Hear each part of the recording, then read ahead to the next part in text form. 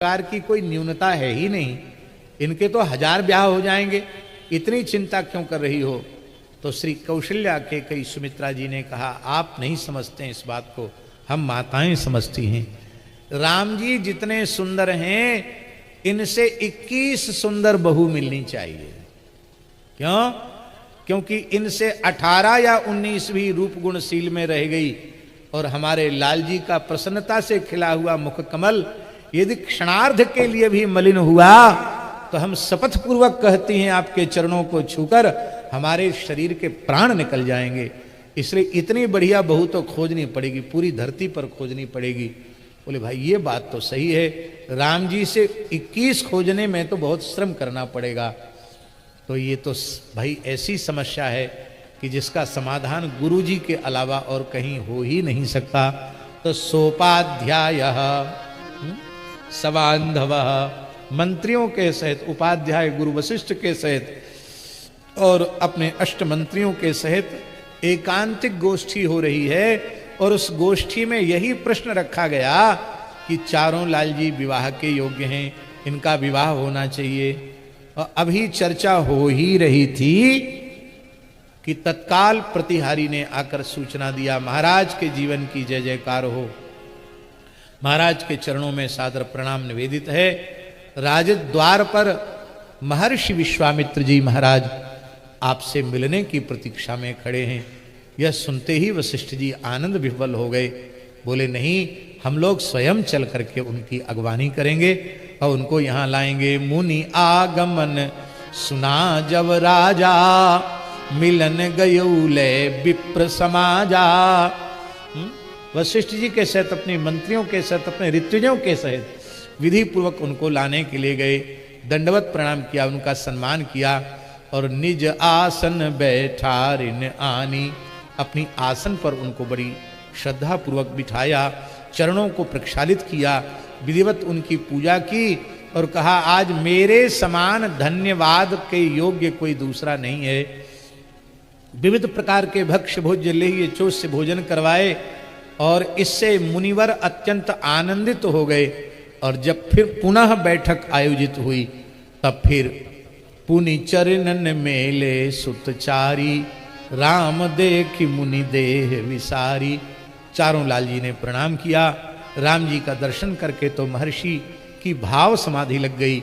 भय मगन देखत मुख शोभा, जन चकोर पूर्ण ससिलोभा। थोड़ी देर कीर्तन करें। आप आ जाओ, आप बैठो। श्री राम जय राम जय जय राम, श्री राम जय राम जय राम, श्री राम जय राम जय जय राम, श्री राम जय राम जय जय राम, श्री राम जय राम जय जय, श्री राम जय राम जय जय राम, राम जय राम जय जय राम, श्री राम जय राम जय जय राम, श्री राम जय राम जय जय राम, श्री राम जय राम जय जय राम, श्री राम जय राम जय जय राम,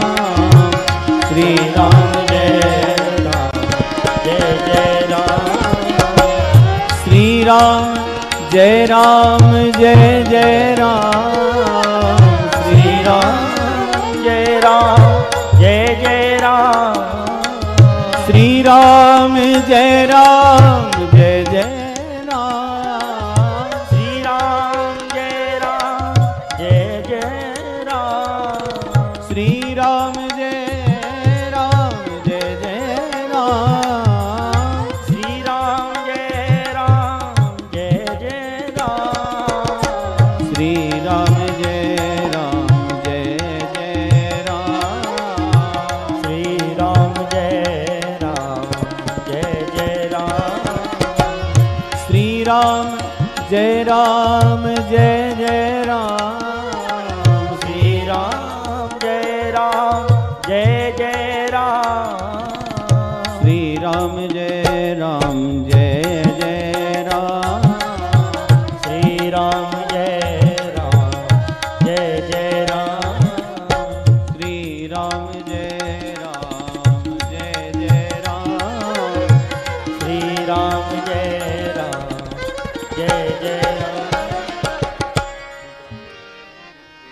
भजो दशरथ नंदन जनक लली, भजो दशरथ नंदन जनक लली।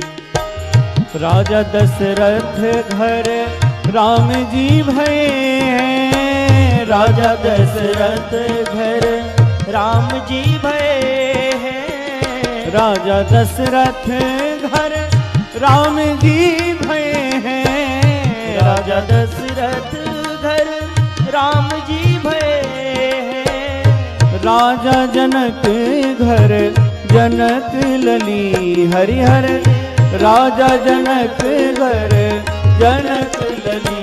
भज दशरथ नंदन जनक लली, भजो दशरथ नंदन जनक लली।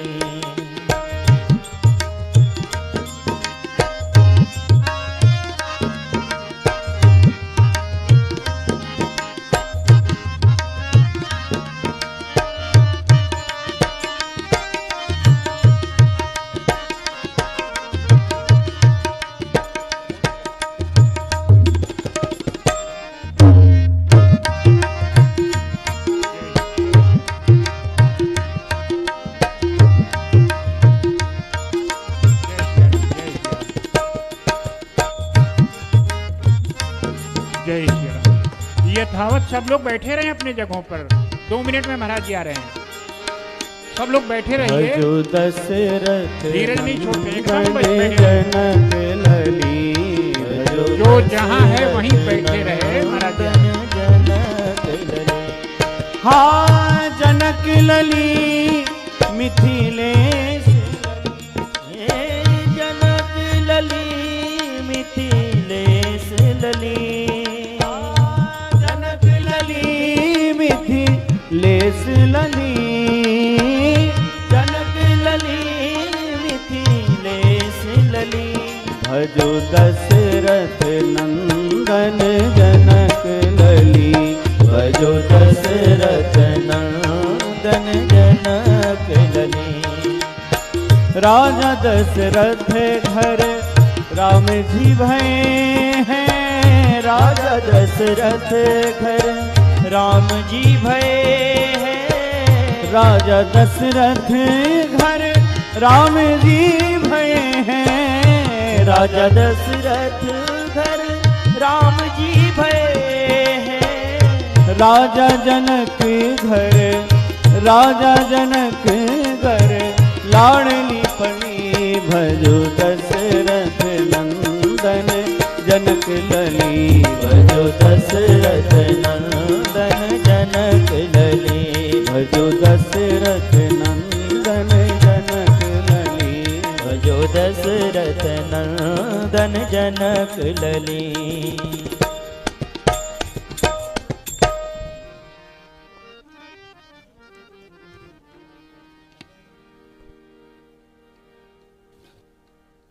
जय श्री राम।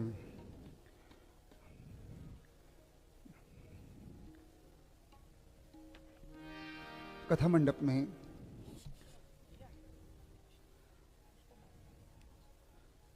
परम सम्माननीय हमारी आदरणीय जो दीदी आई हैं, पूज्य श्री महाराज जी ने आपका उनका परिचय दिया। पुराने श्रोता जानते हैं पूज्य श्री गुरुदेव भगवान का दोनों दीदियों पर अत्यंत स्नेह था। प्रतिवर्ष आती, आपके आगमन से ये मंच सुशोभित होता था, होता आया है, और इस उत्सव में आपका शुभागमन योगवश हुआ है, आपने कृपा की है। तो पूज्य श्री महाराज जी की भी अनुमति है और हमारा निवेदन है कि थोड़ी देर आप अपनी वाणी, क्योंकि आपको जाना है तो हम चाहेंगे कि आप करें। समय लगेगा। हाँ हाँ, हम आराम से बैठे बोल दें। इन्होंने घोषणा कर दी, इनकी बात तो रहनी चाहिए, हमारा भी भाव है। सुना दीजिए, दीजिए मालिक, माइक दे दीजिए।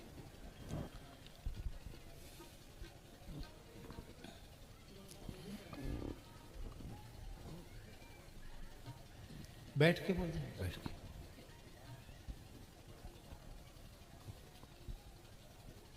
अखंड खण्डमण्डलाकारं व्याप्तं येन चराचरं तत्पदं दर्शितं येन तस्मै श्रीगुरवे नमः। तस्मै श्रीगुरवे नमः। बोलिए भक्तवत्सल भगवान की जय। धर्म की जय हो। अधर्म का नाश हो। प्राणियों में सद्भावना हो। विश्व का कल्याण हो। गो हत्या बंद हो। गो माता की जय हो। धर्म सम्राट पूज्यपाद श्री जगतगुरु शंकराचार्य भगवान की जय हो। पूज्यपाद श्री मामा जी महाराज की जय हो। परम पूज्य श्री खाकी बाबा सरकार की जय हो। परम पूज्य श्री मलुक पीठाधीश्वर महाराज की जय हो। नमः पार्वती पते हर हर। परम पूज्य श्री सद्गुरुदेव भगवान के पावन श्री चरणों में अपना प्रणाम निवेदन करती हूँ। परम पूज्य महाराज श्री के श्री चरणों में प्रणाम निवेदन करती हूँ। आज अत्यंत सौभाग्य का विषय है और वर्तमान समय में अगर किसी का उपदेश सुनने योग्य है तो पूज्य महाराज श्री का है। बहुत सी शंकाओं का समाधान तो स्वतः हो जाता है। महाराज श्री का उपदेश हम लोग महाराज श्री को ही सुनते हैं। और आपको बताएं, आज का ही दो चार चमत्कार आपको बता देते हैं। हम लोग गाजीपुर से चले तो रास्ते में बहुत जाम था। अब कथा का समय हम पूज्य श्री महंत जी से हमने पूछा था तो महंत जी ने कहा कि 6:30 अधिकतम 7 तक कथा हो जाती है, पूर्ण हो जाती है। अब हम जितना ही जाम मिले उतना ही जी धक धक करे कि अब कथा नहीं मिलेगी। आज तो कथा खत्म होने वाली है तो कथा तो मिलेगी नहीं और आज वापस भी जाना आवश्यक था। तो जब यहाँ आए तो किन्हीं महापुरुष का उपदेश उस समय चल रहा था, जन्माद्यस्य की व्याख्या कर रहे थे। तो हम लोग महंत जी के पास गए तो महंत जी से हम लोग सोचिए कथा तो खत्म हो गई है, शायद किसी और का प्रवचन हो रहा है, यहाँ सबको आशीर्वाद सब लोग लेते हैं। तो मुझे लगा कि शायद कथा तो महाराज जी की संपन्न हो गई। पर जब महाराज श्री का प्रारंभ हुआ वो वंदना और कीर्तन, तब हम लोग महंत जी से पूछे कि महाराज जी अभी तो बोले अभी प्रारंभ हो रहा है क्योंकि आज तो पुष्प वाटिका थी। तो इस तरह से हमें लगता है। एक बार की और घटना आपको बताएं, हम लोग जनकपुर गए थे, पूज्य मामा जी महाराज के साथ ही हम लोग जनकपुर गए थे। तो महल में कथा थी महाराज जी की, मामा जी की। तो मामा जी भक्त चरित्र बोल रहे थे। भक्त चरित्र में उन्हें प्रागदास जी महाराज का, मामा जी का चरित्र बोलना था। अब हम लोगों को मन तो बहुत था सुनने का कि पूरी कथा श्रवण करें, लेकिन किन्हीं किन्हीं कारणों से पता नहीं क्यों लेट हो ही जाते हैं हम लोग, कुछ ऐसा प्रारब्ध में है। तो थोड़ा सा लेट मंच पर पहुंचे, लेकिन पहुंचे तब तक लगभग 1 घंटे लेट पहुंचे होंगे हम लोग। पूज्य मामा जी महाराज का कीर्तन ही हो रहा था और जाने के बाद ही महाराज जी का प्रवचन प्रारंभ हुआ। तो मुझे ऐसा लगता है कि पूज्य मामा जी का तेज वर्तमान समय में पूज्य महाराज श्री में प्रतिष्ठित हो गया। तो आज अगर मामा जी का दर्शन हमें करना है तो पूज्य महाराज श्री का दर्शन हम लोग कर लें। और एक दिन आपका कथा हम लोग सुन रहे थे तो उसमें मामा जी का एक पद पूज्य महाराज श्री सुनाए और उस समय संभवतः अवध के दुलरुआ दुल्हा हो रहा था। तो महाराज जी ने कहा कि जब मैं ये पद गाता हूँ तो मदन बाबा की बहुत याद आती है। तो मन में हम लोगों को क्या है कि मदन बाबा क्या भगवत धाम चले गए क्या, क्योंकि हम लोग जानते नहीं थे, बहुत दिन से नहीं मिल पाए थे। तो था कि पता नहीं मदन बाबा हैं कि नहीं। आज महाराज ने स्पष्ट कर दिया कि मदन बाबा भगवत धाम पधार गए हैं। तो कई चीजें तो अपने आप स्पष्ट हो जाती हैं। आपका प्रवचन सुनो, आपकी कथा सुनो, आपका उपदेश, आज कितनी चीजें ऐसी थी जो हम कभी नहीं सुने थे और आज सुनने को मिला। तो हम लोग तो श्रवण करने के लिए ही आए थे। और आप अगर हम लोग कहीं आसपास हों और आपकी कथा हो रही हो तो भरसक प्रयास करते हैं कि आपकी कथा हम लोग जरूर श्रवण करें, और क्योंकि बहुत सी हृदय ग्रंथि जो है वो खुल जाती है, स्पष्ट हो जाती है। तो सौभाग्य का विषय है कि आज हम लोग पूज्य महाराज श्री के श्री चरण में बैठ करके भगवत चर्चा श्रवण कर रहे हैं। अभी हम लोग भगवान की बाल लीला श्रवण कर रहे थे, और आज श्री पुष्प वाटिका प्रकरण लीला में आपने दर्शन किया। तो केवल पुष्प वाटिका का एक प्रसंग थोड़ा सा सुना करके वाणी को विराम देंगे। ठाकुर जी पुष्पावचयन करने के लिए पुष्प वाटिका में पधारे हैं, और मालियों से संवाद जितना विस्तार से यहाँ होता है उतना तो पूरे विश्व में कहीं नहीं होता होगा। बहुत विस्तार से मालियों से ठाकुर जी का, पूज्य मामा जी महाराज जब हुआ करते थे तो महाराज जी स्वयं माली की भूमिका में होते थे। तो मालियों से आदेश प्राप्त, चहुदिश चितई पूछी मालीगन, लगे लेन दल फूल मुदितमन। ठाकुर जी पुष्प लेना प्रारंभ ही किए थे कि पूज्य मामा जी से ही मैं सुनी थी कि मलिनिया आ गई, और मलिनिया ने माली से कहा कि आपने मना नहीं किया इन्हें। तो मलिनिया से माली ने कहा कि हम तो बहुत मनाने की कोशिश किए पर ये तो माने नहीं, तो अब तुम मना लो। तो मलिनिया जब गई तब तक ठाकुर जी एक पुष्प की डाली झुका करके दूसरे हाथ से पुष्प तोड़ना प्रारंभ कर चुके थे। तो मलिनिया ने देखा कि अब तो पुष्पावचयन प्रारंभ हो चुका है, अब तो भगवान फूल तोड़ने लगे हैं। तो ठाकुर जी से प्रार्थना न करके वो वृक्ष से ही प्रार्थना करती है। वाह।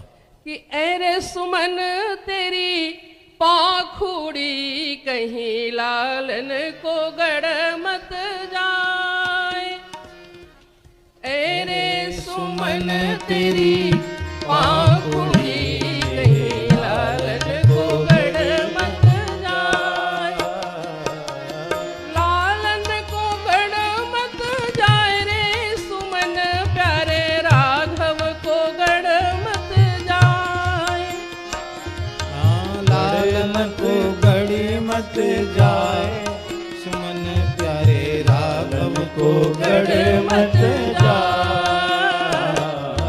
ऐरे सुमन तेरी पाखुड़ी कहीं लालन को गड़ मत जाए, तेरे सुमन तेरी पाहुड़ी मेरे लालन को गड़े मत जा।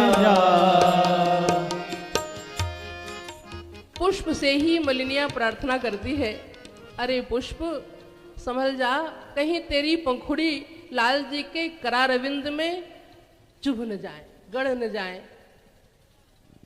तो उनको मना करो ना, मैं तो वृक्ष हूं, मैं जड़ हूं, मुझे क्या मैं कैसे इस बात को समझ सकता हूं, आप तो उन्हीं को मना करो। तो मलिनिया कहती है कि और जगह के वृक्ष जड़ होते होंगे पर मिथिला के वृक्ष भी चेतन है। वाह। लागे विटप मनोहर नाना। भगवान जब पुष्प वाटिका में आए हैं तो ठाकुर जी एक बार निरीक्षण किए तो उन्हें दिखाई दिया, गोस्वामी जी महाराज कहते हैं कि लागे विटप मनोहर नाना, लागे अनेक प्रकार के वृक्ष लगे हुए हैं। इसमें कुछ महानुभावों का यह भी भाव है कि लागे विटप मानो हर नाना, मानो भगवान शंकर ही अनेक रूप में, वृक्ष के रूप में, क्योंकि भगवती गिरजा का मंदिर यहाँ पर है ना, पुष्प वाटिका में भगवती का मंदिर है। वाह। श्री सिया जी स्नान करके और गिरजा पूजन के लिए पधारी हैं, तो अगर भगवान शंकर भगवती पार्वती हैं तो शंकर जी दूर कहाँ रह सकते हैं, इसलिए भगवान शंकर वृक्ष के रूप में वहां अपने आप को प्रकट हो गए भगवान शंकर। तो अन्य जगह के वृक्ष भले ही जड़ होते हों लेकिन मिथिला के वृक्ष तो चेतन है। तो महाराज उसने कहा, मलिनिया ने कहा कि आप जड़ नहीं हैं, आप संभालो। आज सुमन निज करन उतारत, हठ करी सुमन निज करन उतारत। हठ पूर्वक पुष्प अपने हाथ से ही उतार रहे हैं। तो भाई भय भय किस बात का है तुम्हें? तो मलिनिया कहती है भय इस बात का है कि अंगूरी नवल नवेली छाल कहीं पड़ मत जाए। अंगूरी नवल नवेली छाल कहीं पड़ मत जाए, कहीं छाले न पड़ जाए इनके अंगुलियों में। अच्छा, और कहती है मलिनिया कहती है उचकी उचकी पकड़त द्रुम डारिन, उचकी उचकी पकड़त द्रुम डारिन। नीचे वाली डाली का फूल कम पसंद आ रहा है, ऊपर वाली डाली का फूल ज्यादा पसंद आ रहा है, तो नीचे वाली डाली का अतिक्रमण हो जा रहा है। तो जिस डाली का अतिक्रमण हो रहा है उसमें कांटे भी किसी किसी पुष्प में, गुलाब में कांटे भी होते हैं, किसी पुष्प का सबका अलग अलग। तो कहीं ऐसा न हो उचकी उचकी पकड़त द्रुम डारिन, उचकी उचकी पकड़त द्रुम डारिन। नरमी कलैया सजेली कहीं डाल से रगड़ मत जाए। नरमी कलैया सजेली कहीं डाल से रगड़ मत जाए। ऐरे सुमन तेरी पाखुड़ी कहीं लालन को गड़ मत जाए। ऐरे सुमन तेरी पाखुड़ी कहीं लालन को गड़ मत जा। एक खतरा और है, तीसरा खतरा क्या? तो मलिनिया कहती है कि खूब शीतल मंद सुगंध वायु चल रही है पुष्पवाटिका में, जहाँ बसंत ऋतु रही लो भाई। तो मलिनिया कहती है हरिजन लता कपोलन परसत, हरिजन लता कपोलन परसत। मुंशी हरिजन लाल जी का पद है ये, पूज्य मामा जी महाराज सुनाया करते थे। तो कहते हैं कि लताएं जो हैं कपोल का स्पर्श कर रही हैं, करने दो ना, आपको क्या दिक्कत है? तो मलिनिया कहती है कि दिक्कत बहुत बड़ी खड़ी होने वाली है, इसलिए कह रहे हैं। क्या? मलिनिया कहती है हरिजन लता कपोलन परसत, हरिजन लता कपोलन परसत। कहाँ अलके घुंघरारी लता से कहीं लड़ मत जाए। कहाँ अलके घुंघरारी लता से कहीं लड़ मत जाए। कहीं ऐसा न हो कि आपके जो अलकावलियाँ हैं उनमें उलझ न जाए ये लताएं, तो बड़ी दिक्कत खड़ी हो जाएगी। इसलिए मलिनिया प्रार्थना करती है। बहुत सुंदर प्रसंग है। आप तो यहाँ बहुत विस्तार से, आप सब लोग बहुत लंबे समय से, और हम लोग भी बहुत लंबे समय से यहाँ आते थे। एक बार जब पहली बार हम लोग यहाँ आए थे तो उस समय श्री रामभद्राचार्य जी महाराज इस समय जो चित्रकूट में रामानंदाचार्य पद पर को समलंकृत कर रहे हैं, वो उस समय गिरधर मिश्र के नाम से थे और वो पढ़ते थे विश्वविद्यालय में, आए थे यहाँ पर, उनकी कथा हो रही थी, उसी में हम लोग उसी समय आ गए। पूज्य पिताजी के साथ हम लोग आए थे। तो सबका संचालन तो श्री कृष्णानंद जी त्रिपाठी जी करते थे, लेकिन जब हम लोगों को बोलना हुआ तो पता नहीं, बहुत छोटे थे हम लोग।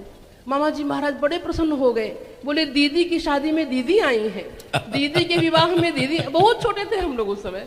बरहज में पहला प्रवचन दीदी का हुआ था, तो उसी समय श्री किलाधीश जी महाराज वहाँ गए थे, पूज्य मामा जी महाराज गए थे, वैष्णव देवी थी उस समय पटना की, वो गई थी।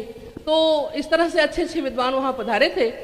तो मामा जी ने कहा कि बक्सर में एक छोटा सा आयोजन होता है, पिताजी से बोले कि बक्सर में एक छोटा सा आयोजन होता है, उसमें दीदी लोग आए तो अच्छा लगेगा। हम लोग आए, मामा जी बड़े खुश हुए। और उस समय मामा जी ने संचालन किया, और जो पूज्य महाराज मामा जी महाराज संचालन में जो पद बोले वो मुझे अभी भी याद है। मामा जी ने कहा राम भजत बिटिया भली, विमुख भलो नहीं पूत, शबरी तो बैकुंठ गई, धुंधकारी भयो भूत। उन्हीं लोगों का आशीर्वाद फलीभूत हुआ और हम सब लोग, हम और दीदी दोनों, हम लोगों को पूज्य गुरुदेव भगवान की सन्निधि प्राप्त हुई। पूज्य महाराज श्री जगत गुरु शंकराचार्य जी महाराज की कृपा प्राप्त हुई हम लोगों को और महाराज श्री के आशीर्वाद से जीवन बहुत ढंग से चला और अब आपका आशीर्वाद मिल रहा है। आपके दर्शन करने का, यूं तो प्रत्यक्षतः दर्शन करने का कम अवसर मिल पाता है, परंतु आजकल सुविधा ऐसी हो गई है मोबाइल में, तो बहुत कृपा आपकी है। और आपका मैं समझती हूँ कि सभी लोगों को, सभी सनातन धर्मावलंबियों को कोई भी विषय श्रवण करना हो, महाभारत सुनना हो, रामचरितमानस सुनना हो, श्रीमद् भागवत, अभी हम कुछ दिन पहले शुक रामायण सुन रहे थे आपका, इतना मैं तो न्यौछावर हो गई। शुक रामायण महाराज श्री आप वहाँ बोल रहे थे, नहीं जो ठाकुर जी इंद्रेश जी के यहाँ कोई आयोजन था, तो उसमें महाराज जी का शुक रामायण हमने सुना, अद्भुत। दो चार बातें जो मैं ग्रहण कर पाई वो कई जगह हमने बोला भी उसको, तो बहुत आपसे आपका उपदेश ग्रहण करने योग्य है। और अगर कुछ सुनना है, किसी का सुनना है, तो आपका ही इस समय सुनना चाहिए, ऐसा मुझे लगता है। बोलिए भक्तवत्सल भगवान की, श्री सियप्रिय मिलन महोत्सव की, पूज्य मामा जी महाराज की, पूज्य श्री खाकी बाबा महाराज की, धर्म सम्राट पूज्य पाद श्री जगत गुरु शंकराचार्य भगवान की, पूज्य श्री मलूक पीठाधीश्वर महाराज की, नमः पार्वती पते हर हर महादेव। अब हमारी दीदी सुश्री नीलमणि शास्त्री जी आपको कुछ श्रवण कराएंगे।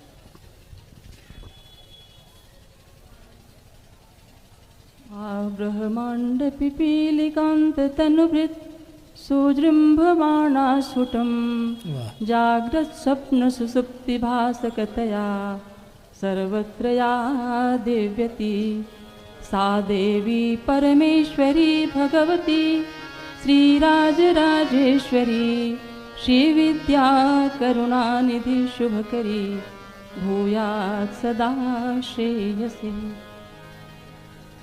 बोलिए श्री सद्गुरुदेव महाराज की, धर्म सम्राट पूज्यपाद श्री जगतगुरु शंकराचार्य भगवान की जय, श्री जगदम्बा महारानी की जय, पूज्य चरण श्री मामा जी महाराज की जय, पूज्य चरण श्री खाकी बाबा जी महाराज की जय, परम पूज्य श्री मलुक पीठाधीश्वर महाराज जी की जय, हर हर महादेव। धर्म की जय हो, अधर्म का नाश हो, प्राणियों में सद्भावना हो, विश्व का कल्याण हो, गो हत्या बंद हो, गो माता की जय हो, हर हर महादेव। परम पूज्य नित्य प्रातः स्मरणीय अनंत श्री संपन्न श्री सद्गुरुदेव महाराज के पावन श्री चरणों का स्मरण करती हूँ।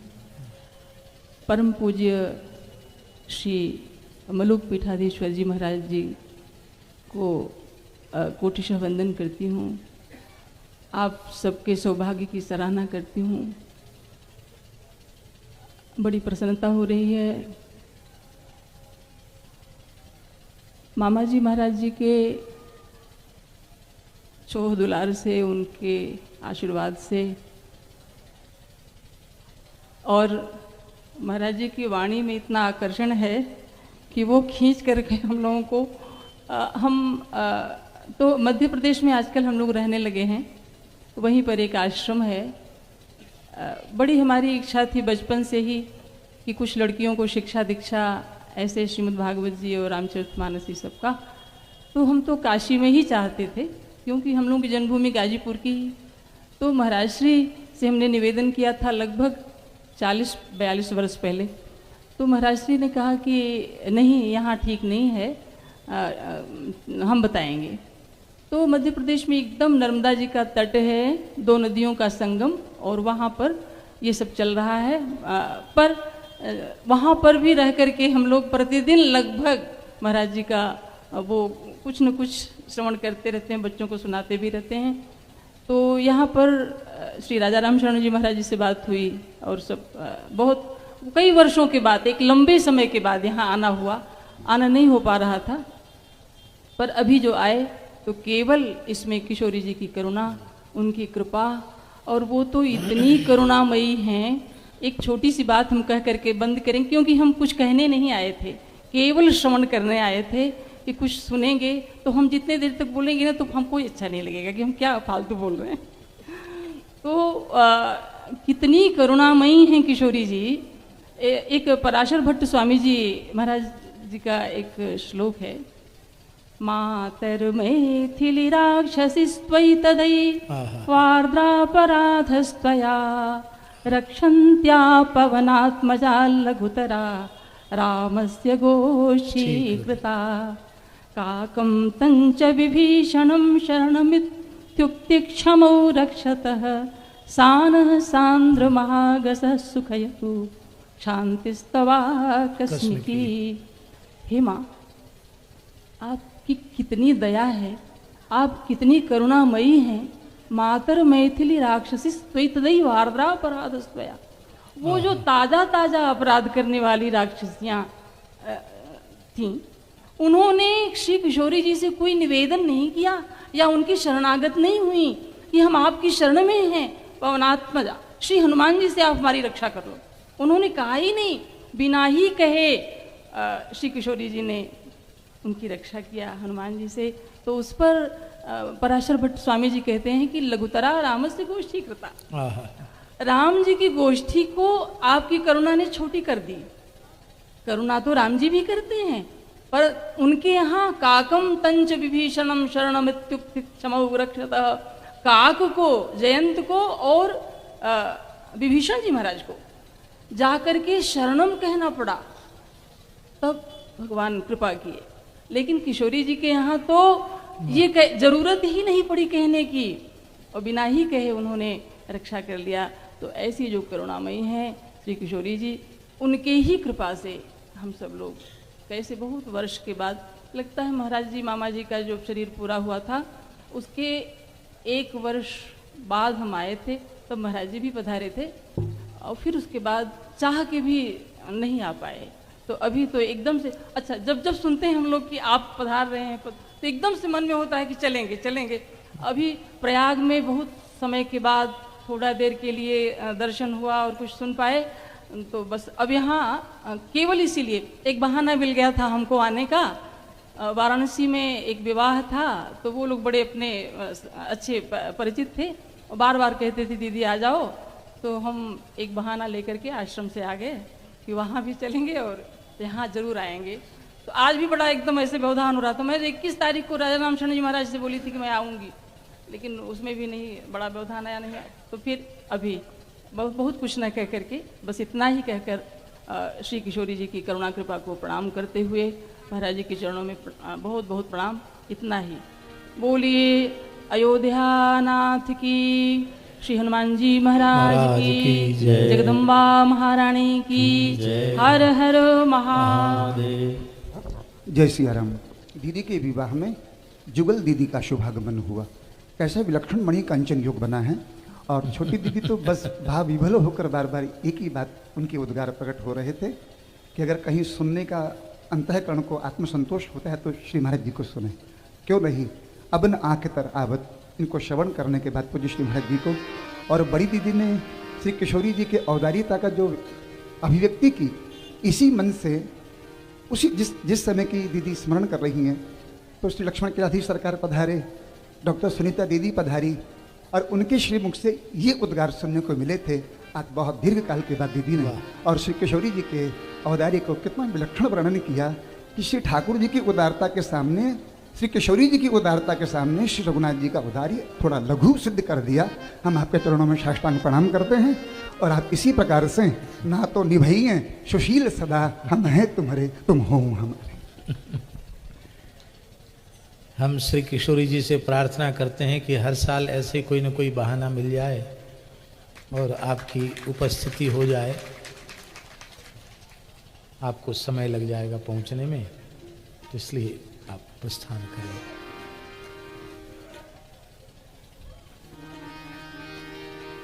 थोड़ी देर और होगी कथा। सीताराम जय सीताराम, सीताराम जय सीताराम, सीताराम जय सीताराम, सीताराम जय सीताराम। चक्रवर्ती महाराज दशरथ जी ने महर्षि विश्वामित्र जी का सविधि पूजन किया और प्रश्न किया कि हे महर्षि, सामान्य प्रयोजन से आपका शुभागमन संभव नहीं है, किसी विशिष्ट प्रयोजन को लेकर आप उपस्थित हुए हैं, तो आप बिना किसी संकोच के आप कहें। महर्षि विश्वामित्र जी ने कहा, असुर समूह सतावहि मोही, मैं जाचन आयौ नृप तोहि, अनुज समेत देहु रघुनाथा, निशिचर बध में हो सनाथा। अर्थ स्पष्ट है, असुर हमारे अनुष्ठान में विघ्न कर रहे हैं, याचक बनकर मैं आया हूं। श्री लक्ष्मण जी के सहित श्री रघुनाथ जी को आप हमें कृपया प्रदान करें, जिससे असुरों का वध हो और मैं सनाथत्व का अनुभव कर सकूं। यहां अनुज समेत देहु रघुनाथा, अकेले राम जी की याचना क्यों नहीं की, अनुज समेत याचना क्यों कर रहे हैं? श्रीमद् वाल्मीकि रामायण के अनुसार रामस्य दक्षिणो बाहु बहि प्राण इवापरः। लक्ष्मण जी का स्वरूप क्या है? ये श्री राम जी की दाहिनी भुजा है और बहि प्राण है। बहि प्राण मतलब होता है श्वास प्रश्वास, इसको वर्तमान की भाषा में ऑक्सीजन कह सकते हैं, जो हम श्वास प्रश्वास के माध्यम से ग्रहण करते हैं। इसीलिए महर्षि वाल्मीकि ने लिखा है, नचतेन विना निद्राम लभते पुरुषोत्तमः, मृष्टमन्नमुपानीत मस्नाति नहीं तम बिना। बिना लक्ष्मण जी के श्री राम जी को नींद नहीं आती। माताएं कहती हैं कि राम जी सो जाओ, बोले जब तक मेरे लक्ष्मण मेरे निकट नहीं होंगे तब तक मैं सो नहीं सकता। श्री गोविंदराज स्वामी भूषण टीका में कह रहे हैं कि प्राण के बिना कोई निद्रा कैसे ले सकता है। ननु प्राणम बिना कथम निद्राम लभेत, बिना प्राण के कोई नींद कैसे ले सकता, कैसे सो सकता है? और लक्ष्मण जी प्राण हैं। माताएं सुंदर सुंदर मिठाई परोसती हैं तो कहते मैं नहीं खाऊंगा, मेरे लक्ष्मण को बुलाओ, क्योंकि रामस्य दक्षिणो बाहु, दाहिनी भुजाएं, दाहिने हाथ से भोजन करने की शिष्ट परंपरा है। तो लक्ष्मण जी नहीं होंगे तो क्या पाएंगे? श्री सियाराम दास जी महाराज, लगता इसीलिए मंदिरों में लक्ष्मण जी को भी विराजमान करने की परंपरा है। अपने संतों में राम लक्ष्मण जानकी, लक्ष्मण जी जरूर होते हैं, क्योंकि ठाकुर जी सोएंगे नहीं, खाएंगे नहीं तो फिर क्या होगा, कैसे होगा? बैराग संदीपनी में लिखा, कल्याणमय सुरतर तुलसी तोर। क्या कहना। अब यज्ञ रक्षण के लिए ले जा रहे हैं तो बिना दक्षिण हस्त के यज्ञ रक्षण कैसे होगा? और राम जी सुख निद्रा का ही अनुभव नहीं करेंगे तो भला युद्ध कैसे करेंगे?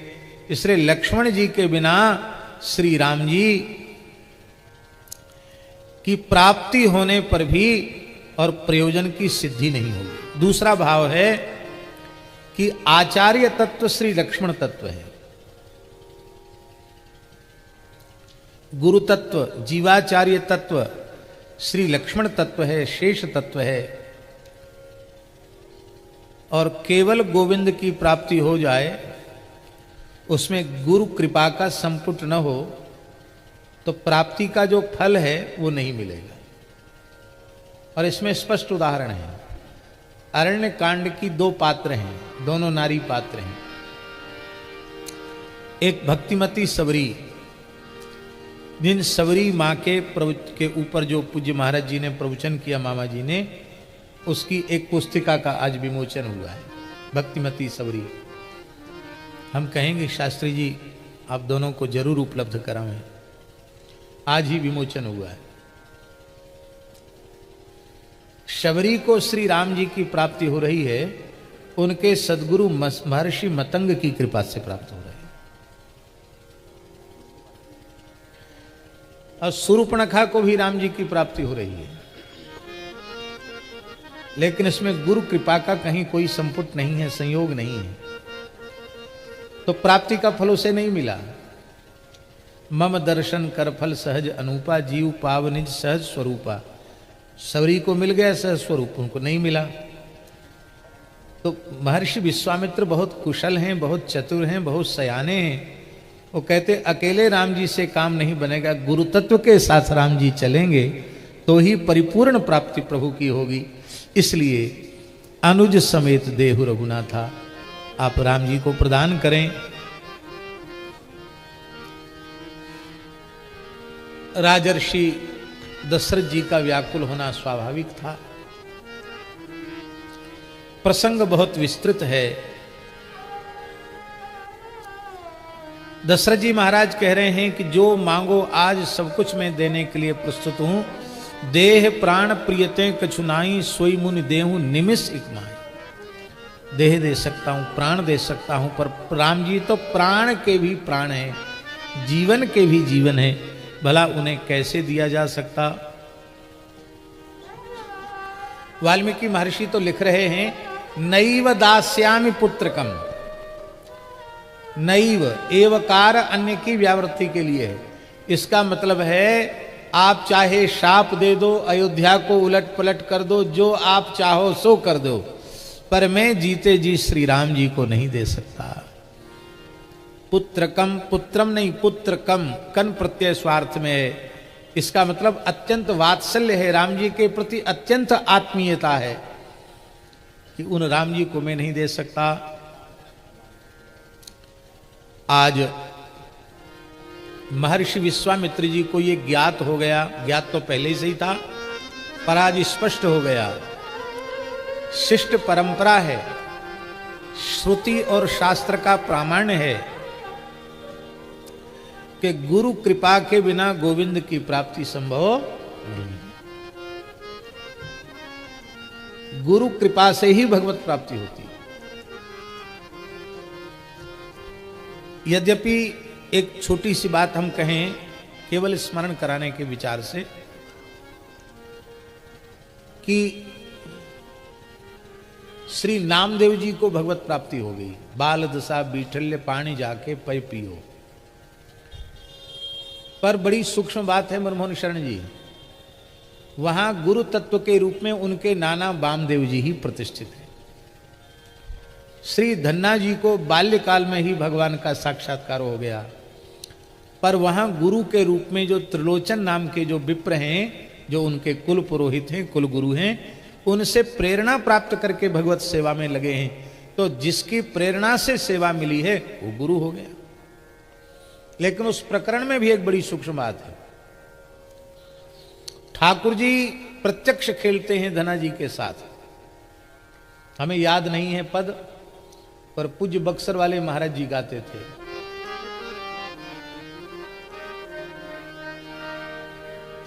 रघुवर कहीं चरावे गैया, रघुवर कहीं चरावे गैया, कहूं बकरिया चकरिया ऐसन काऊ ना करिया।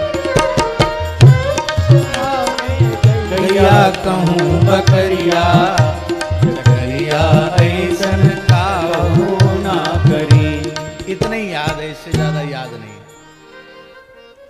भगवान उनकी बकरिया का अर्थ है कि सब कुछ रहे होंगे, गाय भैंस भेड़ बकरी सब। जाट तो थे ही, कृषक थे, तो राम जी उनकी चरवाहे बने हुए हैं।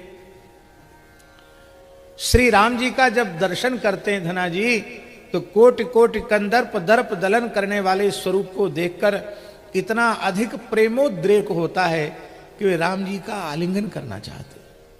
राम जी अंतर्धान हो जाते हैं, धना जी मूर्छित होकर गिर जाते हैं।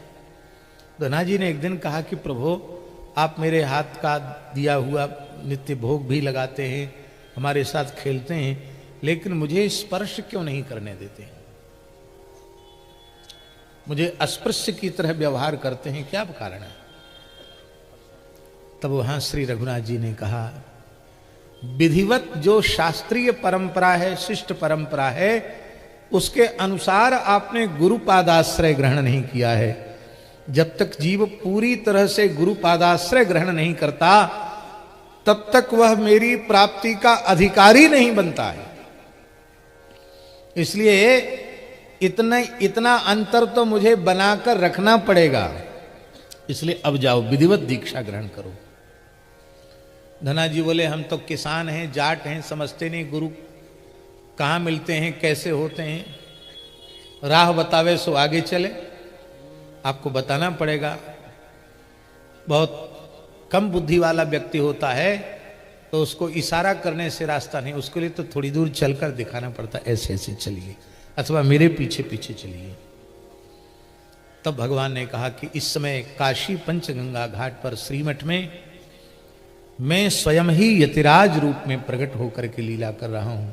श्री रामानंद स्वयं राम प्रादुर्भूतो मही तले, मैं ही श्री रामानंदाचार्य रूप में अवतरित होकर लीला कर रहा हूं। वहां जाकर तुम उनका पादाश्रय ग्रहण करो। और जैसे ही महाराज जी पंचगंगा घाट पर श्रीमठ में आज ही धन्ना जी की विधिवत पंच संस्कार दीक्षा हुई है, दीक्षा के अव्यवहित उत्तर क्षण में साक्षात रघुनाथ जी ने प्रकट होकर के धना जी को अपनी छाती से लगा लिया, अपने हृदय से लगा लिया। तो बिना गुरु तत्व के भगवत तत्व की प्राप्ति, परिपूर्ण भगवान की प्राप्ति भी अपूर्ण है। इसलिए अनुज समेत देहु रघुनाथा, निश्चर बध में हो सनाथा।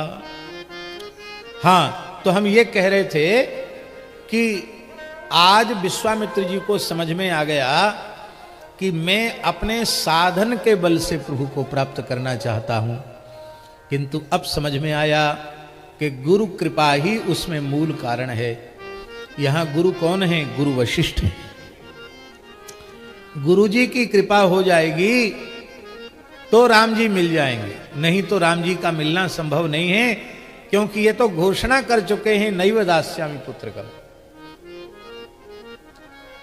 तब अपने अत्यंत प्रेमार्द्र नेत्रों से, अत्यंत विरह कातर नेत्रों से गुरु वशिष्ठ जी की ओर देखा। ये आंखें बोलती हैं, और जितना बढ़िया जिह्वा नहीं बोल सकती, उससे कई गुना अच्छा आंखें बोलती हैं। पर इन आंखों की भाषा को समझने वाला मूढ़ नहीं, कोई नागर व्यक्ति होता है, चतुर व्यक्ति होता है। आंखों से ही पहचान होती है ये योगी हैं कि जपी है, कि तपी हैं, कि ज्ञानी हैं, कि ध्यानी हैं। कौन है? उनके साधना की अभिव्यक्ति भी उनके नेत्रों से हो जाया करती है। नेत्र बहुत ऊंची वस्तु है। शरीर में नेत्रों का बहुत श्रेष्ठ स्थान है। हमारे पूज्य गुरुदेव भक्तमाली जी कहते थे, शील गुण का निवास नेत्रों में होता है, नेत्रों में शील होता है। इसलिए कई बार नेत्र जिनके नहीं होते उनमें शील थोड़ा कम होता है, क्योंकि सामने वाला व्यक्ति दिखाई नहीं पड़ता। आंखें ही तो पढ़ती है ना व्यक्तित्व को, जीवन को।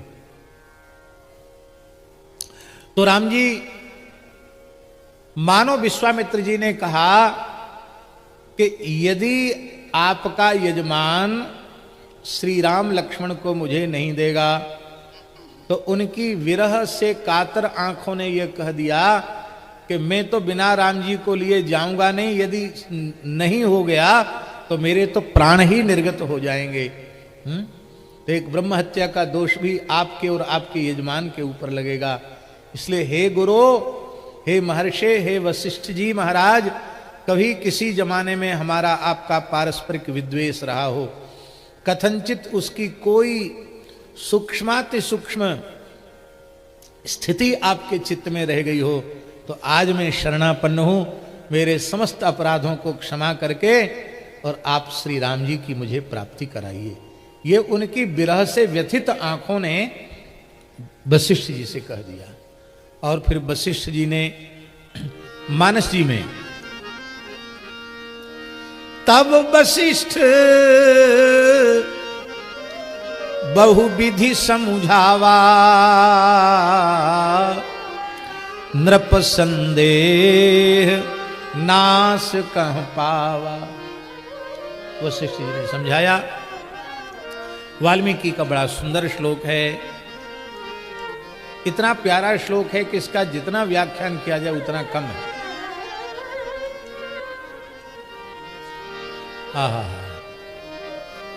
अहम वेद्मि महात्मानं रामं सत्य पराक्रमं।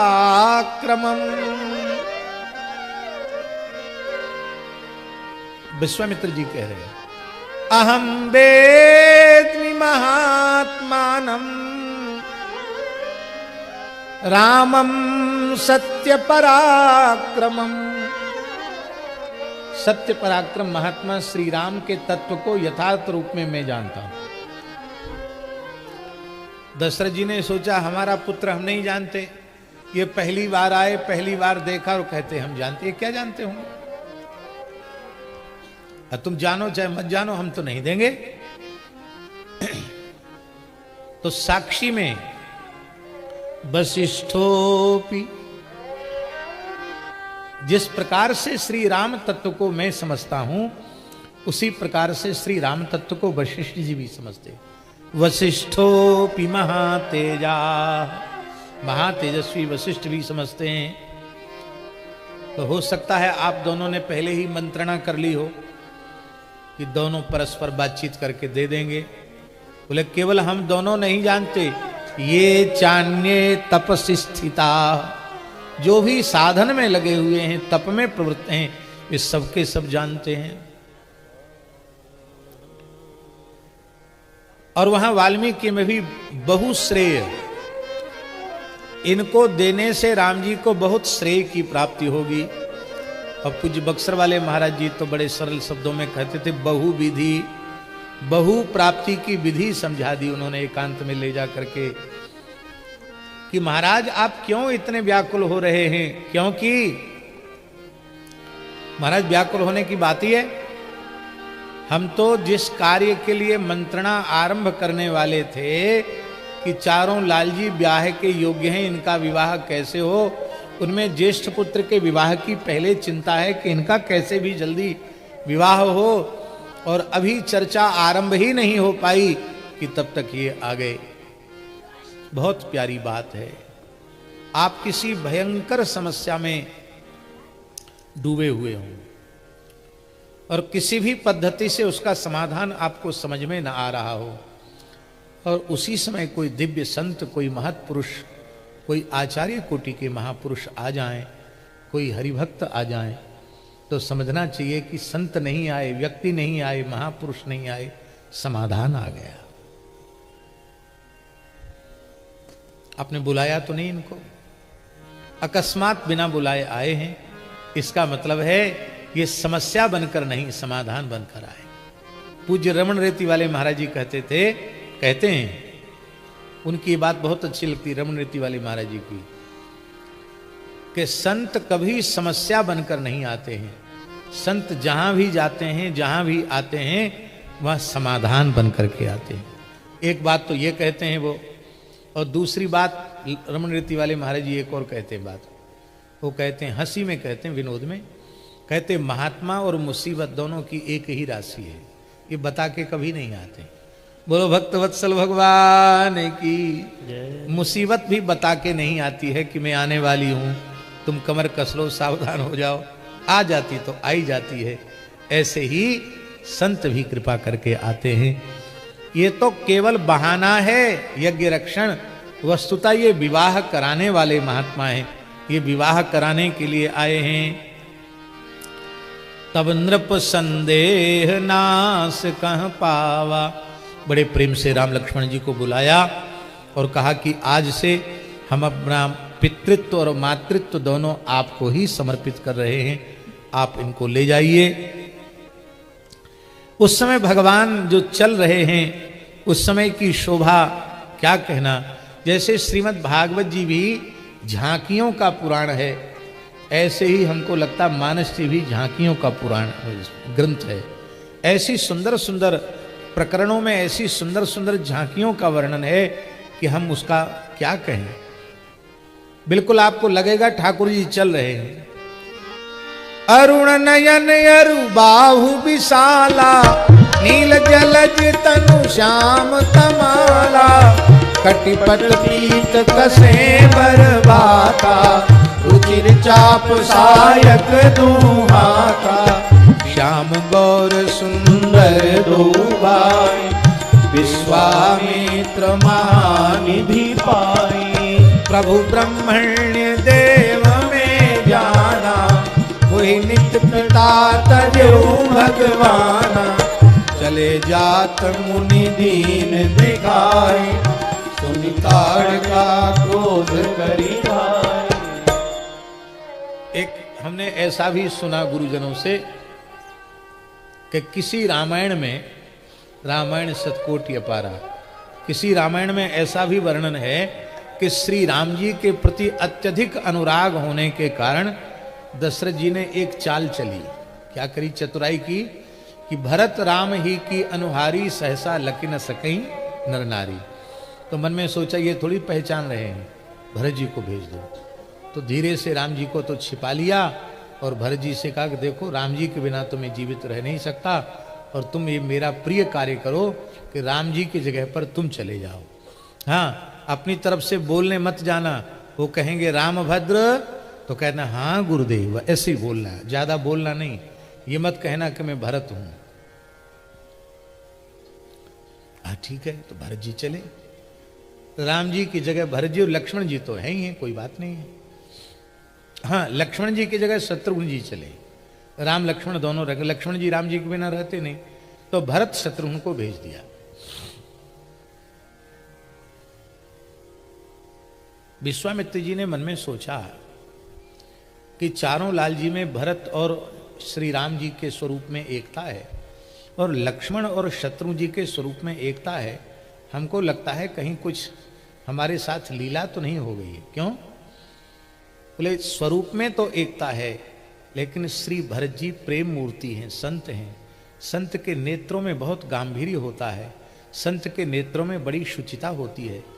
ये तो शांत भाव से राम राम करते हुए चल रहे हैं, कुछ बोलते ही नहीं, हाँ हूं। बाल सुलभ कोई चपलता चंचलता का इनमें नितांत अभाव है। तो परीक्षा करें कि राम जी हैं कि भरत जी। ये वशिष्ठ जी, विश्वामित्र जी के मन में आया। तो उन्होंने कहा रामभद्र, यहां से सिद्धाश्रम पहुंचने के दो मार्ग हैं। एक थोड़ा सीधा सीधा जाता है, उसमें जल्दी पहुंच जाएंगे, 1-2 दिन यात्रा के कम हो जाएंगे। पर उसमें एक बड़ी भारी विपत्ति है। एक ताटका नाम की राक्षसी है, बसत्यत्यर्ध योजने, ये 6 कोस में रहती है। ये बड़ा उपद्रव करने वाली है और महाराज वो ऋषियों को खा जाती है। तो ये उसमें समस्या है। और दूसरा रास्ता थोड़ा घूम के जाता है, उसमें 1-2 दिन अधिक लगेगा। 2 मार्ग हैं आश्रम पहुंचने के। तो आप किस मार्ग से चलना चाहेंगे? भरत जी बोले कि प्रभु भले ही 2 दिन का 4 दिन लग जाए, भजन में बाधा न पड़े, उसी मार्ग से चलना चाहिए। अरे ये भजन में बाधा न पड़े उसी मार्ग से चलना चाहिए। बोले तुम सत्य सत्य बताओ, तुम कौन हो? बोले मैं भरत हूं। तो ऐसा भी कहीं वर्णन है कि प्रसन्नता पूर्वक उनको लौटा के आए और श्री राम लक्ष्मण को लेके आए। और श्री राम जी ताट का वध नहीं करना चाहते वाल्मीकि के अनुसार। राम जी के मन में दया भाव है, स्त्री है कैसे मारूं। वहां अनेक बातें विश्वामित्र जी ने समझाई हैं कि इंद्र ने भी एक मंथरा थी उसका वध किया, उसको वज्र का प्रहार करके नष्ट किया था। भगवान विष्णु ने भी काव्य माता निशोदिता, क्योंकि वो देवताओं को ही के अस्तित्व को समाप्त करना चाहती थी, शुक्राचार्य की माता, इसलिए विष्णु ने उसका भी वध किया था। इस पापनी का तुम अवश्य वध करो। वहां राम जी ने जो बात कही है वो वाल्मीकि रामायण का इतना अद्भुत श्लोक है, उसको कहे बिना यदि हम रह जाएंगे तो हमें बड़ी पीड़ा होगी। बड़ा प्यारा श्लोक है।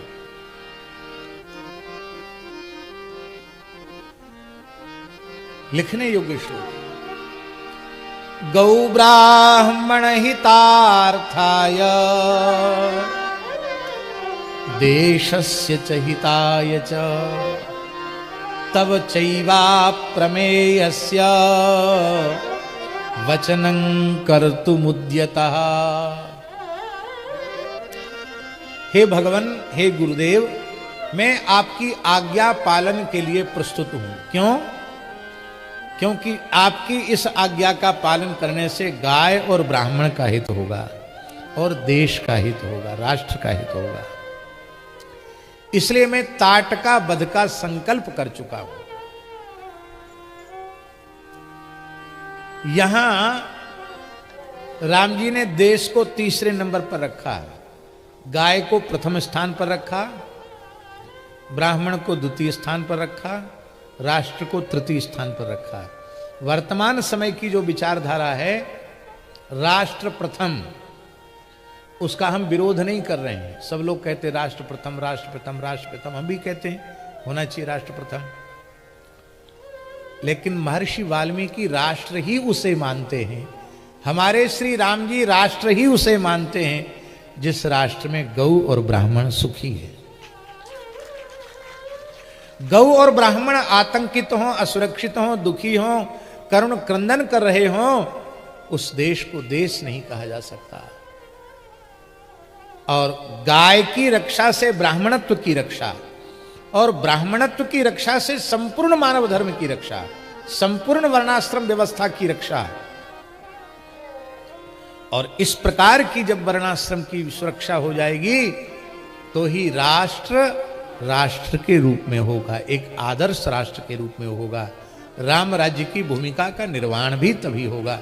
यही कारण है कि भगवान श्री राम स्वयं अपने मुखारविंद से कह रहे हैं कि गौ ब्राह्मण हितार्थाय देशस्य च हिताय च तव चैवा प्रमेयस्य वचनं कर्तुमुद्यता। एक ही बाण से राम जी ने ताड़का को अपना नित्य धाम, नित्य साकेत प्रदान कर दिया। और आज महर्षि विश्वामित्र जी ने भगवान को अच्छी प्रकार से पहचान करके, जो स्वयं भगवान विद्या के निधि हैं, उनको संपूर्ण विद्याएं प्रदान कर दी। हमारे महाराज जी कहते थे, भक्तमाली जी महाराज जी कहते थे, शरणागति माने क्या है, पूर्ण शरणागति माने क्या है। परेश जी, ये बात बहुत ध्यान देकर समझने की है। पूर्ण शरणागति का अर्थ है निर्भर हो जाना। शरणागति भी हो गई और हमारे ऊपर भार भी है, अभी लोक का अमुक अमुक चीज की, अमुक अमुक कर्तव्य कर्म का भार भी है, तो समझ लेना कि अभी पूर्ण शरणागति नहीं। पूर्ण शरणागति जीव को निर्भर बनाती है। तो एक भाव है, भले ही यहां अभिनय में श्री विश्वामित्र जी गुरु वाला अभिनय कर रहे हैं और श्री राम लक्ष्मण शिष्य वाला अभिनय कर रहे हैं, लेकिन तत्व की दृष्टि से देखें तो श्री राम परब्रह्म हैं और विश्वामित्र जी जीवकोटि में हैं। इसलिए यह अनुभव करना चाहिए। यहां शरण्य श्री रघुनाथ जी हैं और शरणागत महर्षि विश्वामित्र हैं।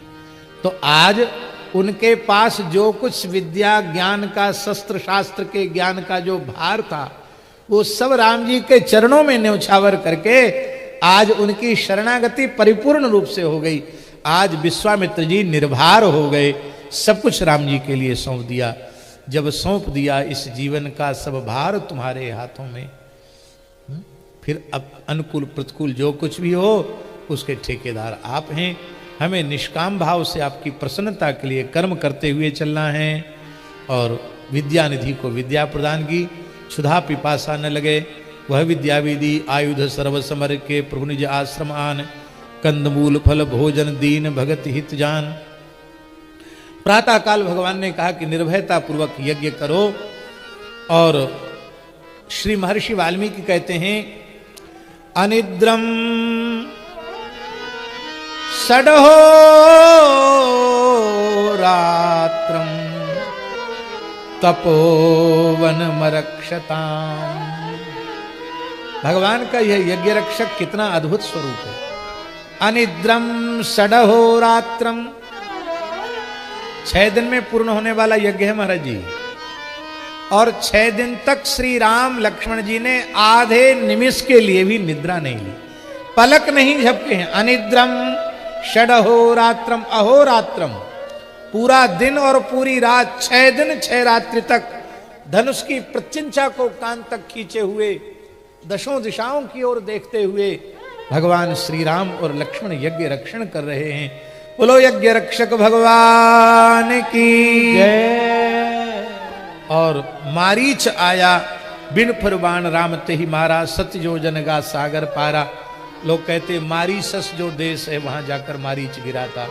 ऐसा भी हमने किसी विद्वान से सुना है कि मारीसस में जाकर के मारीच गिना, और मारीचस फिर मारीसस हो गया, ऐसा भी लोग कहते हैं। जो भी हो भगवान जाने, लेकिन सनातन संस्कृति के संस्कार मारीसस तक भी हैं, ऐसा लोगों ने माना है।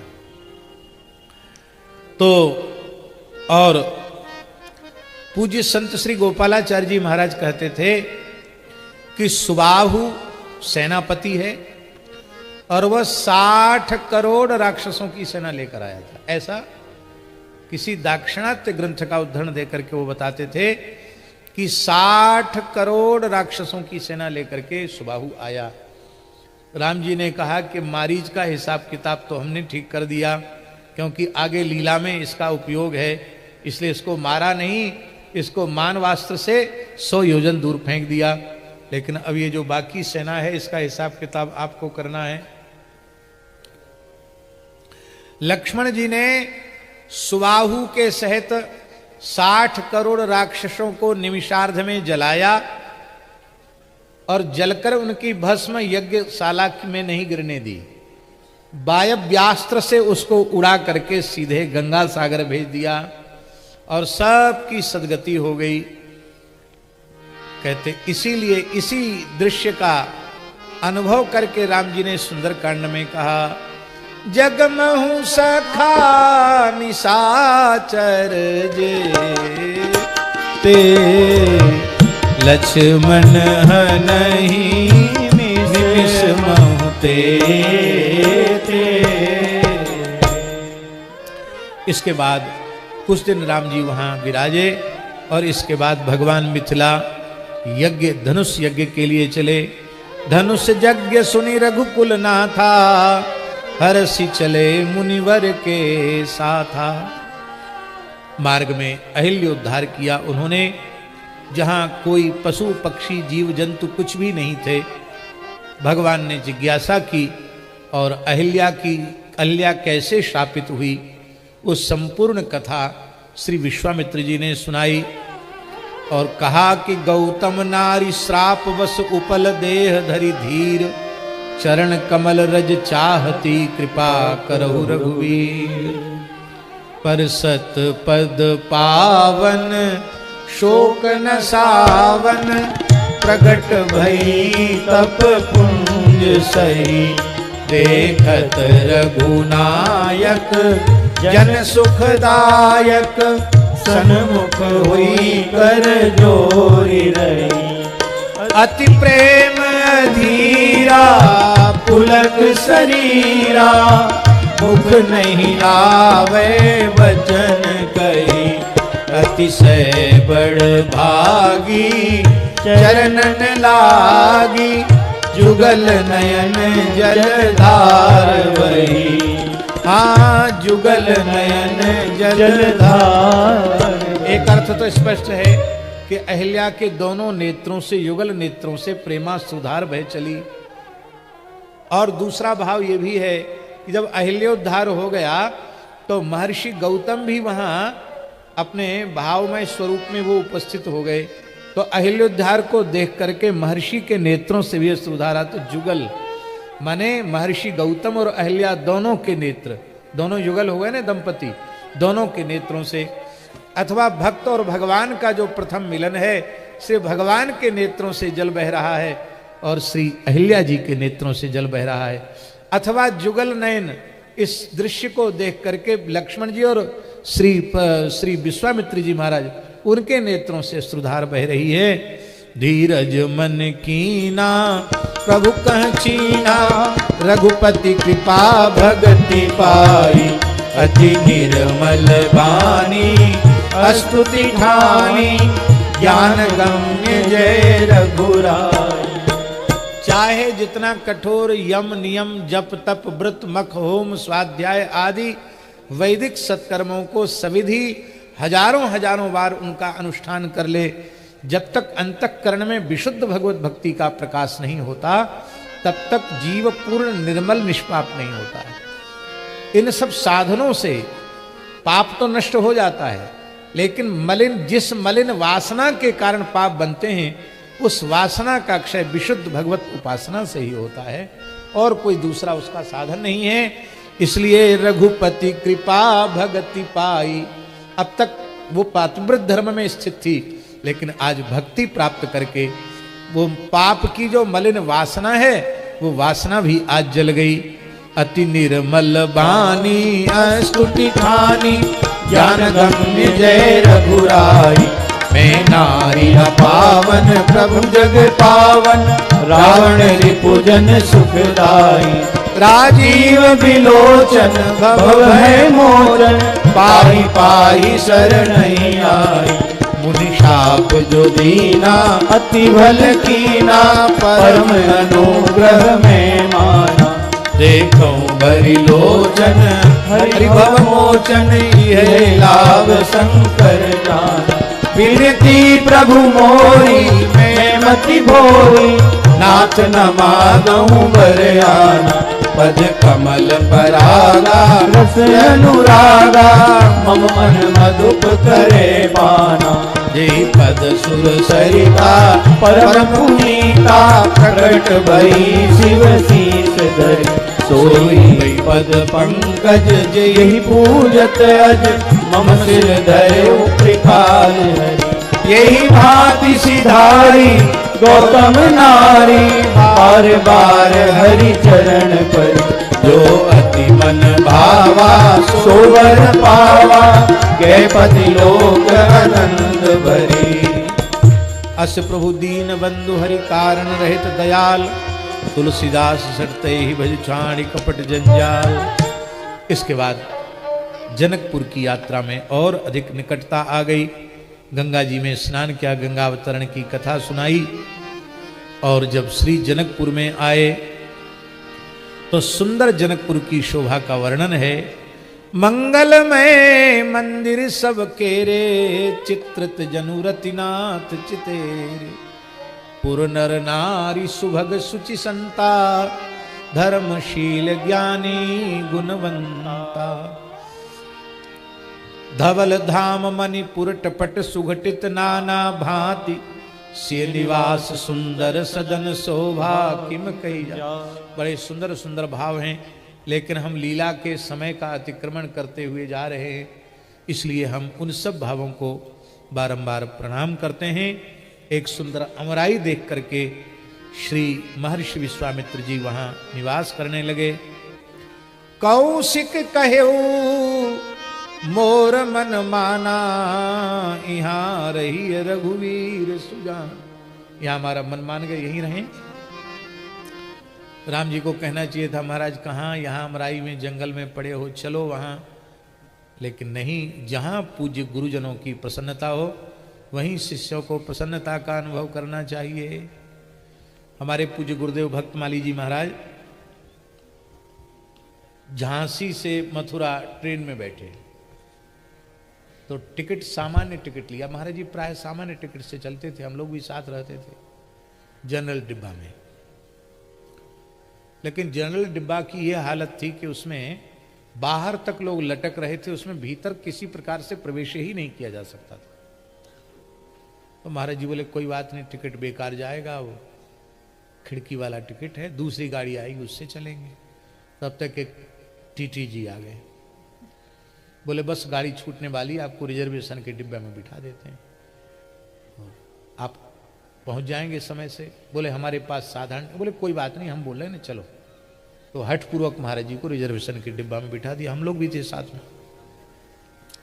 वो तो टीटी साहब बिठा के चले गए, वो महाराज जी के भगत थे। अब महाराज जी अपने टाट में लपटा हुआ आसन लेके शौचालय के पास वहीं धर दिया, वहीं बैठ गए चुपचाप। तो हमने कहा महाराज जी चलिए, वहाँ सीट बता के गए हैं टीटी साहब, उस पर बैठ जाइए। महाराज जी बोले सीट खाली है तो आप लोग जाके बैठो, हमको यहाँ बहुत अच्छा है, यहीं ठीक है। महाराज जी वहाँ चल के बैठ जाइए। जब आग्रह किया अधिक तो महाराज जी बोले पंडित जी आपको पता नहीं है, इस कोमल सीट पर बैठने का पैसा हमने सरकार को नहीं दिया है, सामान्य डिब्बे में बैठकर यात्रा करने का टिकट लिया है। इस कोमल सीट पर बैठकर जाएंगे तो ईश्वर की दृष्टि में चोर साबित हो जाएंगे। यह भी अनुचित है कि इस डिब्बे में हम बैठ के जा रहे हैं, लेकिन चलो उन्होंने बिठा दिया, हमको जाना जरूरी है तो हम बैठ गए। अब यहीं बैठेंगे, तुम लोग जहाँ चाहो वहाँ बैठ जाओ। अब महाराज जी वहाँ बैठे तो हम लोग चाहे जहाँ कहाँ बैठ जाएं। तो हम लोग भी खड़े खड़े महाराज जी को घेर करके, जिसमें कोई भीड़ से धक्का न लगे, कभी इधर की ओर स्टेशन आ जाए तो यहाँ से सामान उठा के इधर रखें महाराज जी का, कभी इधर दरवाजा आ जाए, जंक्शन आ जाए तो इधर से उठा के इधर रखें, इस तरह से गई। भगवान श्री राम की कितनी अद्भुत बात है। यहीं मन मान गया गुरु जी का तो हमारा मन गुरु जी के मन से अलग थोड़ी ही है। गुरुजनों का जैसा मन मान जाए वैसा ही शिष्यों को करना चाहिए। जिस शिष्य ने अपने मन की एकता गुरु के अंतःकरण के साथ नहीं की, वो वस्तुतः शिष्य कहलाने का अधिकारी ही नहीं। बोलो भक्तवत्सल भगवान की जय। कल श्री गोरीलाल कुंज वाले महाराज जी आ जाएंगे, वैसे तो आज ही आ जाते, लेकिन आज उनकी काशी में कथा पूर्ण हो रही है, कल वो पधारेंगे तो उनका मंगलमय दर्शन होगा। वृंदावन की महान विभूति हैं। बुंदेलखंड के एक गांव में, खटोरा गांव में उत्सव हुआ था। आप गए थे क्या? आप नहीं गए थे, हम लोग गए थे। बराना वाले महंत जी थे, कई संत लोग थे। वहाँ एक रैंकवार करके एक व्यक्ति था, राष्ट्रपति पुरस्कृत भी था, वो एक लोक धुन बजाने के लिए आया था। तो हमें याद नहीं है पूरा, है क्या? कल ले आएंगे, सीता सरजीन को है पता। तो उसने लोक धुन में एक बड़ी बुंदेली धुन सुनाई थी। हमसे ठीक से बनेगी कि नहीं बनेगी पता नहीं। पहलू परे रहे आम तरे, माने आम के बगीचे में, बुंदेली शब्द है।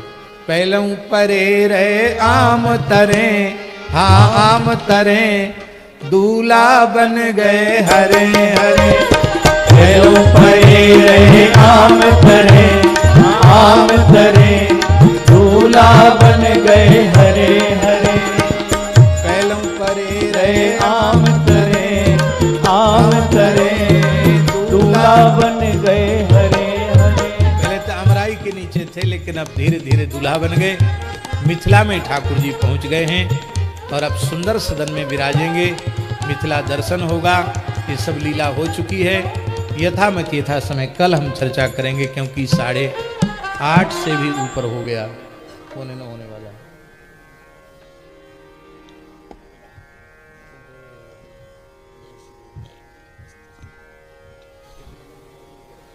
कल बारात है और कल मटकोर कली है ना। मटकोर का समय क्या है? 9-10 बजे से मटकोर होगा और हल्दी बुकावन विधि भी कल ही है ना, मटकोर हल्दी बुकावन, वो सब कल विवाह की विधि होंगी। और फिर अपराह्न में बारात कितने बजे से है? हाँ, 1:30 बजे करीब बारात निकल जाएगी। पूज्य श्री राजा राम शरण जी ने दास को कहा है कि जैसी बारात निकले कि आपको यहाँ कथा शुरू करना है। तो हम थोड़ी देर कथा कहेंगे और जैसे ही बारात चरित्रवन में पहुंचेगी तो हम फिर यहाँ कथा पूरी करके चरित्रवन में पहुंच जाएंगे। तो ये कल की व्यवस्था है, क्योंकि लौट के बारात आने के बाद फिर प्रवचन हो, उसमें तो बहुत विलंब हो जाएगा, 10 बज जाएगा। और हम तो कोई बात नहीं, हम तो जल्दी तृप्त होते नहीं कथा कहते कहते भी। आज 3 बजे तक तो पुष्पवाटिका का प्रसंग चला, फिर चरित्र बन गए तो वहाँ कुछ पूज्य बाबा सरकार की स्मृति में प्रसाद होता, प्रसाद लिया। अपने स्थान तक पहुँचते पहुँचते 4 बज गया हमको। मुश्किल से आधा घंटे विश्राम किया, फिर स्नान किया, प्यास लग रही थी, जल पी के आए। तो जल पी के आए तो आज बहुत लंबे समय के बाद आज बीच में हमको उठना पड़ा। तो लेकिन व्यवस्था है शरीर की, तो आज कथा इसलिए बहुत विलंब से हुई, पर जितना हुआ जो हुआ वो सब परिपूर्ण है। बाबा ने स्वतंत्र कर रखा है, जितना हो जाए आप ज़्यादा जोर मत दो, जितना हो जाए उतना ठीक है। इन्हीं शब्दों के साथ श्री युगल सरकार के चरणों में वाणी का विराम। जैसा पूज्य महाराज श्री ने कहा है, कल हल्दी मटकोर का कार्यक्रम है, बहुत ही बढ़िया कार्यक्रम, और हमको लगता है कि उसमें 12 साढ़े 12 बज जाते हैं मोटा मोटी। तो उसका दर्शन हम लोग करेंगे और उसके पश्चात प्रसाद लेंगे। बारात की तैयारी होगी, ऊंट हाथी घोड़े सब तैयार हो ही रहे हैं। तो बारात निकलेगी, तो बारात में जो सक्षम होंगे पैदल चलने के लिए वही लोग जाएंगे। भगवान ने जिनको शक्ति दी है चल सकते हैं, पूरे नगर में बारात चलती है। बाकी लोग यहीं नया बाजार में ही दर्शन करके, जो जाने में सक्षम नहीं है अपने पैरों से, वो यहीं रुक जाएंगे। और सायंकाल 4 बजे के आसपास महाराज श्री के द्वारा कथा का कार्यक्रम रहेगा, महाराज श्री लौट आएंगे। तो ऐसा ही क्रम रहेगा। आइए हम लोग आरती करते हैं और फिर आगे की सूचना दी जाएगी।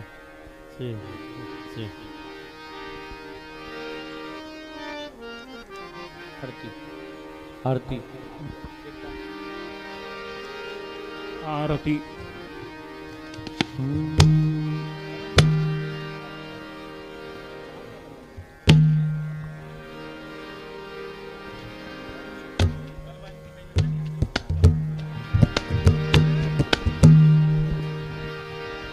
आरती श्री रामायण जी की, कीर्ति ललित ललित सिरपीनी, गावत ब्रह्मादिक मुनि नारद, वाल्मीकि विज्ञान विशारद, सुख सनकादि शेष अनुसारद, बरनि पवन सुत कीरतिनी की। आरती श्री रामायण जी की, गावत संतत शंभु भवानी, अर्घट संभव मुनि विज्ञानी, व्यास आदि कवि बरज बखानी, कारुण्य गरुण जेहि की।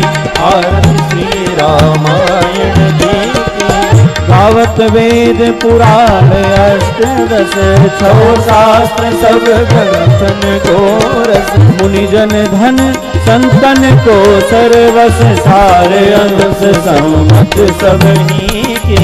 आरती श्री रामायण जी के, कलिमल हरणि विषय रस फीकी, सुभग श्रृंगार मोती युवती की। गलन रोग भव मूरी अमी की, तात मात सब विधि तुलसी की। आरती श्री रामायण जी की, कीर्ति ललित ललित सियपी की। आरती श्री रामायण जी की। जलेन शीतलीकरणं पुष्पैः देवतायुन्दनम् आरोग्यार्थे स्वात्मायुन्दनम् आरार्तिक्यं समर्पयामि। आरार्तिग्रहणं हस्तौ प्रक्षाल्य मन्त्रपुष्पाञ्जलिः। ओम मा जग्नेन जग्नमयजन्त देवास्तानि धर्माणि प्रथमान्यासन्नाते हनाकं महिमानः। सचन्त यत्र पूर्वे साध्याः सन्ति देवाः, नाना सुगंधि पुष्पाणि यथा कालोद्भवानि च पुष्पांजलिर्मया दत्त ग्रहण परमेश्वर मंत्र पुष्पांजलिं समर्पयामि। ग्रंथाधिष्ठात्र श्री सीतारामचंद्राभ्याम नमः। श्री सीतारामचंद्र भगवान की जय। श्री वृंदावन बिहारी लाल की जय। आज के आनंद की जय। जय जय श्री सीताराम, जय जय श्री राधे श्याम। नमः पार्वती पतये, हर हर महादेव। अभी जो देश के दूर दूरस्थ कोने कोने से विद्वान लोग आए हैं, तुरंत बैठ जाएंगे, जितना हो सकेगा। रात्रि में धनुष्य यज्ञ लीला, तो जिनको अपना ताकत आजमाना हो वो आजमाएं और